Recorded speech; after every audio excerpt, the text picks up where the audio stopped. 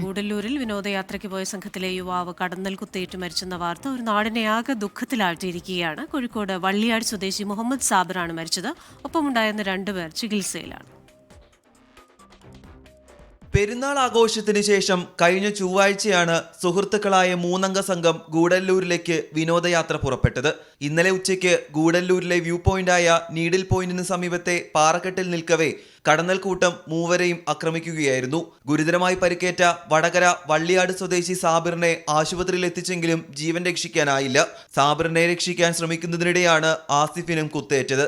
1-2 കടന്നലുകളെ അവിടെ കണ്ടിട്ടുണ്ട്. അപ്പോൾ അതിനെ അത്ര പ്രശ്നമാക്കിയില്ല. പിന്നെ പെട്ടെന്നാണ് കടന്നൽക്കൂട്ടവരെ പൊതിയുന്നത്. അപ്പോൾ ഇവനെ സംരക്ഷിക്കാൻ വേണ്ടി ആസിഫ് മുന്നോട്ട് പോയി. പക്ഷേ ആസിഫിനെ കുത്തേറ്റപ്പോൾ ആസിഫ് ഷർട്ട് അഴിച്ച് തലയിൽ കെട്ടി വീണ്ടും മുന്നോട്ട് പോയി. സാബിർ ഷർട്ട് അഴിച്ചിട്ട് ഈ കടന്നൽക്കൂട്ടത്തെ ഇങ്ങനെ വല്ലാതെ പ്രതിരോധിക്കാൻ വേണ്ടി ശ്രമിച്ചു. അതാണ് കടന്നൽക്കൂട്ടത്തെ പ്രകോപിപ്പിച്ചത് എന്നാണ് നാട്ടുകാരിപ്പോൾ പറയുന്നത്.